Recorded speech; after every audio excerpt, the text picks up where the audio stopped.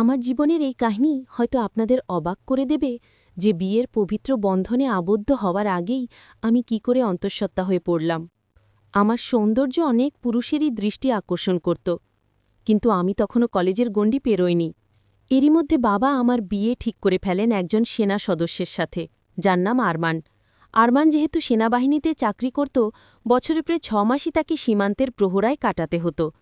ছেলেটি দেখতে যেমন সুদর্শন ছিল, তেমনি সে ছিল তার বাবা মায়ের একমাত্র সন্তান। তাদের পারিবারিক অবস্থাও যথেষ্ট ভালো ছিল, তাই সবকিছু বিবেচনা করে বাবা আরমানের সাথে আমার বিয়ে পাকা করেন। আমার নাম মায়া। আমরা এক ভাই ও এক বোন। দাদু বহু বছর আগেই পরলোক চলে গেছেন, কিন্তু আমার দিদিমা আমাদের সাথেই থাকেন। দিদিমা আমাকে ঠিক পুতুলের মতো ভালোবাসেন, আর আমার বাবা মায়ের ভালোবাসার গভীরতা তো এই গল্পের পড়তে পড়তে আপনারা বুঝতে পারবেন। আমার ছোট ভাইটি এখনও স্কুলের ছাত্র। বিয়ের কথা পাকা হওয়ার পর আরমান মাঝে মাঝে আমাদের বাড়িতে আসত সবার সঙ্গে আলাপ পরিচয় করতে।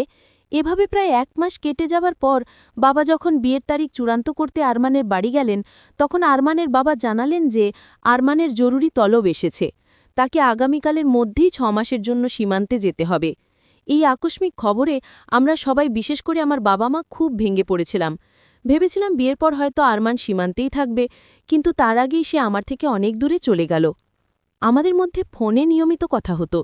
যেদিন আরমানের সীমান্তে যাওয়ার কথা, তার আগের রাতে সে গোপনে আমাদের বাড়িতে দেখা করতে আসে। এই ব্যাপারে আমার বাড়ির আর কেউ কিছুই জানত না, কিন্তু আমি আগে থেকেই প্রস্তুত ছিলাম। তবে আমি এটা বুঝতে পারিনি যে সে সবকিছুর পরিকল্পনা করেই আসবে। বাড়ির সবাই ঘুমিয়ে পড়ার পর আমি আরমানকে নিয়ে আমাদের ছাদে গেলাম এবং ছাদের দরজাটা বাইরে থেকে আটকে দিলাম, যাতে ঘর থেকে কেউ উপরে আসতে না পারে। ছাদে পাতা একটা ছোট খাটে বসে আমরা অনেক গল্প করি। আরমান আমাকে ছেড়ে 6 মাসের জন্য চলে যাবে, এই কথা ভেবে আমি তাকে জড়িয়ে অনেক কেঁদেছিলাম।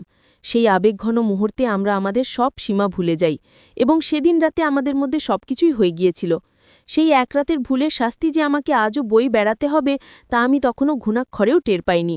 আজ আমি এক সন্তানের জননী, কিন্তু আমার স্বামী নেই। আমার সন্তানের বাবা বেঁচে থাকতেও সে পিতৃস্নেহ থেকে বঞ্চিত।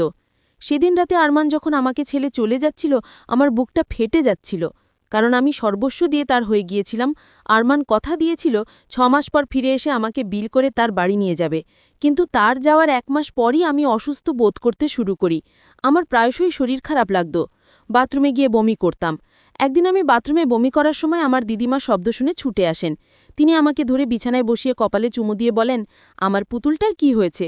কয়েকদিন ধরেই দেখছি তোর শরীরটা ভালো নেই, চল আজ আমিই তোকে ডাক্তারের কাছে নিয়ে যাব। আমার শরীর এতটাই খারাপ ছিল যে আমিও ডাক্তারের কাছে যেতে রাজি হয়ে যাই, কিন্তু আমি স্বপ্নেও ভাবিনি যে ডাক্তারের কাছে গিয়ে আমি নিজের সম্পর্কে এত বড় এক সত্য জানতে পারব। ডাক্তার আমার পরীক্ষা নিরীক্ষা করে যা জানালেন, তাতে আমার পায়ের তলার মাটি যেন সরে গেল। ডাক্তার বললেন আমি গর্ভবতী, এবং সময় পেরিয়ে যাওয়ায় গর্ভপাত করানো সম্ভব নয়। সেদিন আমাদের সাথে আমার ছোট ভাইও গিয়েছিল। সে যখন বুঝতে পারল যে সে মামা হতে চলেছে, তখন সে বাড়ি ফিরিয়ে এসে ভেতরে গিয়ে চিৎকার করে বলতে লাগল, মা, একটা দারুণ খুশির খবর আছে, আমি মামা হতে চলেছি। এই কথা শুনে মা আমার ভাইয়ের গালে সজোরে এক থাপ্পড় বসিয়ে দিলেন। এরপর দিদিমা যখন আমাকে সাবধানে ধরে ঘরে নিয়ে এলেন, তখন বাবা মা জিজ্ঞেস করলেন, ডাক্তার কি বলেছে, মায়ার কি হয়েছে? দিদিমা তাদের মুখের দিকে তাকিয়ে শান্তভাবে বললেন, মায়া সত্যিই মা হতে চলেছে। এই কথা শোনা মাত্রই মা আমার দিকে টেরে এলে। দিদিমা তার হাত ধরে ফেলেন এবং বলেন, খবরদার আমার নাতনির গায়ে হাত তোলার চেষ্টাও করবি না। তোরাই তো ওর বিয়েটা পাকা করেছিলিস। বিয়েটা দিয়ে ওকে শ্বশুরবাড়ি পাঠিয়ে দিতে পারতিস, তাহলে আজ এই খবর শুনে তোরা সবাইকে মিষ্টি খাইয়ে দিত। সব দোষ তোদের, এতে মায়ার কোনো দোষ নেই। আর যদি তোরা ওকে নিয়ে কোনো আজে বাজে কথা ভাবিস, তাহলে আমি আমার নাতনিকে নিয়ে এই বাড়ি ছেড়ে আমার গ্রামের বাড়িতে চলে যাব এবং আমার সমস্ত সম্পত্তিটি ওর নামে লিখে দেব। সেই দিন আমি দিদিমাকে জড়িয়ে ধরে অনেক কেঁদেছিলাম, কারণ আমি ভাবতেও পারিনি যে এক রাতের ভুলের জন্য আমার জীবনটা এইভাবে বদলে যাবে।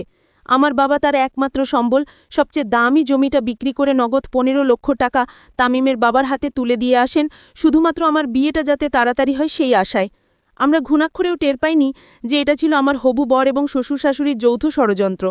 15 লক্ষ টাকা পাওয়ার পর আমার বাবা যখন বিয়ের তারিখের কথা বলেন, তখন আমার শ্বশুর জানান যে ঘর মেরামত করার জন্য তার আরও 3 লক্ষ টাকা লাগবে। আমার বাবা সেই টাকাও তাকে দিয়ে আসেন। এত টাকা পাওয়ার পর আমার শ্বশুর তার ছেলেকে অসুস্থতার মিথ্যা মেডিকেল সার্টিফিকেট দেখিয়ে 15 দিনের ছুটি নিয়ে বাড়িতে আনেন। সেই ফিরে আসায় আমরা সবাই খুব খুশি হয়েছিলাম, কিন্তু বাবা যখন বিয়ের তারিখ পাকা করতে তাদের বাড়ি যান, তখন একটা দামি 4 চাকার গাড়ি এবং আমাদের বাড়িটা মায়ার নামে লিখে দেওয়ার দাবি করেন। আমার বাবা তাদের পায়ে ধরে কেঁদে বলেন, আমার যা ছিল আমি তো আপনাদের সব বিয়ে দিয়েছি, আমাকে আর নিঃস্ব করবেন না। বাড়িটা দিয়ে দিলে আমার ছেলেটাকে নিয়ে আমি পথে বসব। তখন তামিমের বাবা বলে, বাড়িটা তো আপনার মেয়ের নামেই থাকবে, ভয় কিসের?